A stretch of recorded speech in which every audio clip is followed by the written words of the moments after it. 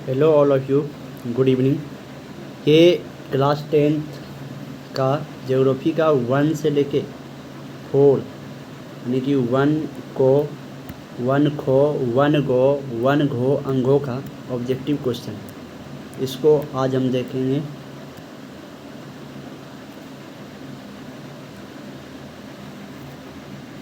कोयला किस प्रकार का संसाधन है? कोयला किस प्रकार का संसाधन है? तो ये हो जाएगा अनवीकरणीय। कोयला किस प्रकार का संसाधन है? अनवीकरणीय। सौर ऊर्जा निम्नलिखित में कौन सा संसाधन है?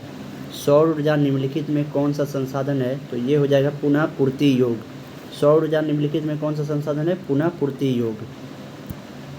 उसके बाद है तट रेखा से कितने क्षेत्र की सीमा अपवर्जक आर्थिक क्षेत्र कहलाते हैं? तट रेखा से कितने किलोमीटर क्षेत्र की सीमा अपवर्जक आर्थिक क्षेत्र कहलाते हैं? तो ये होगा 200 किलोमीटर। उसके बाद है डाकू की अर्थव्यवस्था का संबंध है। डाकू की अर्थव्यवस्था का संबंध है संसाधन के विदोहनों से। डाकू की अर्थव्यवस्था का संबंध है संसाधन के विदहन से। उसके बाद है समुद्री क्षेत्र में राजनीतिक सीमा कितनी किलोमीटर क्षेत्र तक संपदा निहित है? समुद्री क्षेत्र में राजनीतिक सीमा के कितनी किलोमीटर क्षेत्र तक संपदा निहित है? तो ये होगा 12.2 किलोमीटर तक। उसके बाद है पेट्रोलियम किस प्रकार का संसाधन है? तो पेट्रोलियम किस प्रकार का संसाधन है? पेट्रोलियम है अनवीकरणीय। पेट्रोलियम किस प्रकार का संसाधन? अनवीकरणीय। उसके बाद है निम्न कौन सी मिट्टी सर्वाधिक उपजाऊ है? यानी कि सबसे ज़्यादा कौन सी मिट्टी सर्वाधिक उपजाऊ है? तो ये हो जाएगा जलोढ़ मिट्टी। जलोढ़ मिट्टी। उसके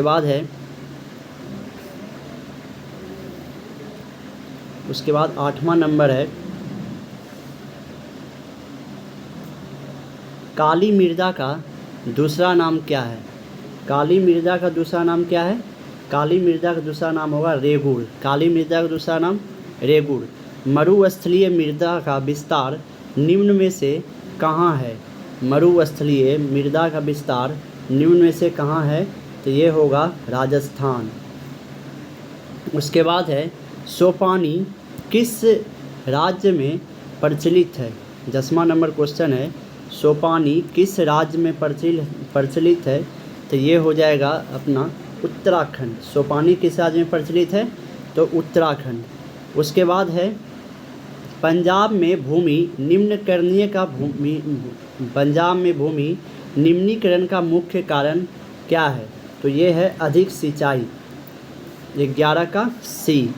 उसके बाद 12 नंबर कौन सी मिट्टी कपास की खेती के लिए सर्वोत्तम मानी जाती है? कौन सी मिट्टी कपास की खेती के लिए सर्वोत्तम मानी जाती है? तो ये है काली मिट्टी। कौन सी मिट्टी सर्वोत्तम? उसके बाद है 13 नंबर क्वेश्चन भारत में लगभग कितने करोड़ हेक्टेयर भूमि का क्षरण हो चुका है? भारत में लगभग कितने करोड़ हेक्टेयर भूमि का क्षरण हो चुका है? तो इसका आंसर सी होगा 13 करोड़ हेक्टेयर का भूमि का क्षरण हो चुका है। अब 14 नंबर क्वेश्चन है मेढक के प्रजनन को नष्ट करने वाला रसायन कौन सा है? मेढक के प्रजनन को नष्ट करने वाला रसायन कौन सा है? तो ये होगा एड्रीन, सी नंबर। उसके बाद है देश के बांधों को किसने भारत का मंदिर कहा था? तो देश के बांधों को भारत का मंदिर पंडित जवाहरलाल नेहरू ने कहा था। पंडित जवाहरलाल नेहरू। देश के बांधों को किसने भारत का मंदिर कहा था? पंडित जवाहरलाल नेहरू। कुल जल का कितना प्रतिशत भाग महासागरों में निहित है? कुल जल का कितना प्रतिशत भाग महासागरों में निहित है? तो इसका होगा 96.6%। कुल जल का कितना प्रतिशत भाग महासागरों में निहित है? तो इसका होगा 96.6%। 17 नंबर है बृहद क्षेत्र में जल की उपस्थिति के कारण ही पृथ्वी को कहते हैं। बृहद क्षेत्र में जल की उपस्थिति के कारण ही पृथ्वी को क्या कहते हैं? तो इसको नीला ग्रह कहते हैं। उसके बाद है 18 नंबर पे, बिहार में अति जल दोहन से किस तत्व का संकेंद्रण बढ़ा है?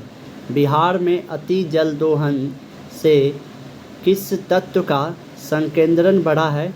तो ये होगा सी नंबर, आर्सेनिक।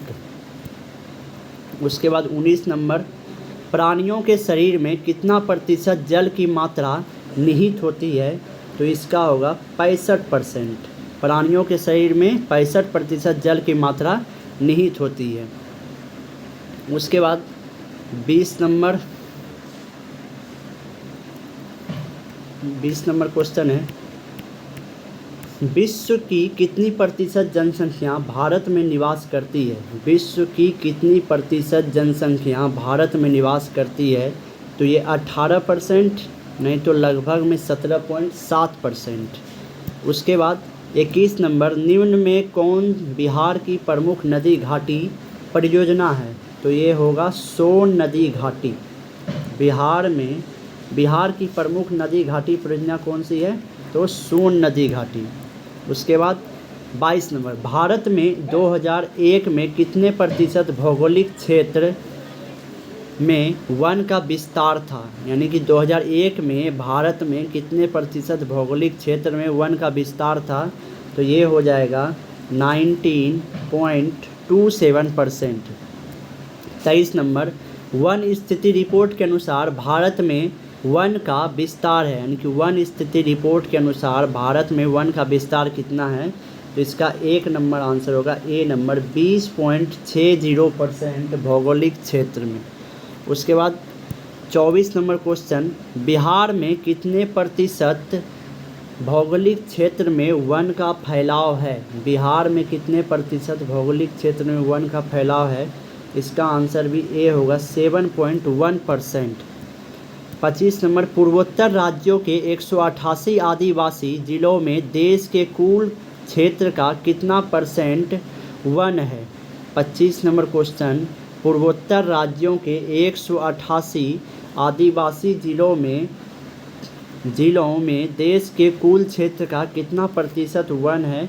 तो ये 60.11% होगा। ये 60.11% वन है। ठीक है। उसके बाद 26 नंबर क्वेश्चन है। 26 नंबर क्वेश्चन, भारत के किस राज्य में वन का सबसे अधिक विस्तार है? तो ये मध्य प्रदेश। भारत के किस राज्य में वन का सबसे अधिक विस्तार है? तो ये होगा मध्य प्रदेश। 27 नंबर क्वेश्चन है, वनों को कितने वर्गों में वर्गीकृत किया गया है? वनों को कितने वर्गों में वर्गीकृत किया गया है? तो इसको कितने वर्गों में वर्गीकृत किया गया है? 2 वर्गों में। वनों को 2 वर्गों में वर्गीकृत किया गया है। वनों को 2 वर्गों में वर्गीकृत किया गया है। ठीक है। उसके बाद 28 नंबर, 1951 से 1980 तक लगभग कितना वर्ग किलोमीटर वन क्षेत्र कृषि भूमि में परिवर्तित हुआ है? तो इसका आंसर है 26,200 वर्ग किलोमीटर। 26,200 वर्ग किलोमीटर।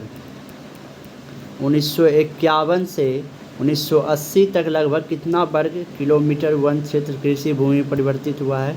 26,200 वर्ग किलोमीटर। FAO की वानिकी रिपोर्ट के अनुसार 1948 ईस्वी में विश्व में कितने हेक्टेयर भूमि में वन का विस्तार था? तो ये होगा 4 अरब हेक्टेयर। FAO की वानिकी रिपोर्ट के अनुसार 1948 ईस्वी में विश्व में कितने हेक्टेयर भूमि में वन का विस्तार था? तो 4 अरब हेक्टेयर। 30 नंबर, भारत का राष्ट्रीय पक्षी कौन है? भारत का राष्ट्रीय पक्षी, ये भारत का राष्ट्रीय पक्षी कौन है? मयूर, जिसको कि मोर कहते हैं। मोर। ठीक है। उसके बाद 31 नंबर, चरक का संबंध किस देश से था? चरक का संबंध किस देश से था? तो चरक का संबंध भारत से था। चरक का संबंध भारत से था। टैक्सोल का उपयोग कहाँ होता है? टैक्सोल का उपयोग कहाँ होता है? तो टैक्सोल का उपयोग कौन सी बीमारी में होता है? तो कैंसर। टैक्सोल का उपयोग कौन सी बीमारी? तो कैंसर। विश्व पर्यावरण दिवस कब मनाया जाता है? विश्व पर्यावरण दिवस कब मनाया जाता है? 5 जून। विश्व पर्यावरण दिवस कब मनाया जाता है? 5 जून।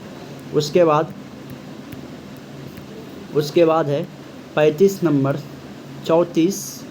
34 नंबर क्वेश्चन है, संविधान की धारा 21 का किससे संबंध है? संविधान की धारा 21 का किससे संबंध है? वन्य जीवों तथा प्राकृतिक संसाधनों के संरक्षण से संविधान की धारा 21 का संबंध है। उसके बाद 35 नंबर, प्राकृतिक संसाधनों के संरक्षण हेतु 1968 ईस्वी में कौन सा कन्वेंशन हुआ था?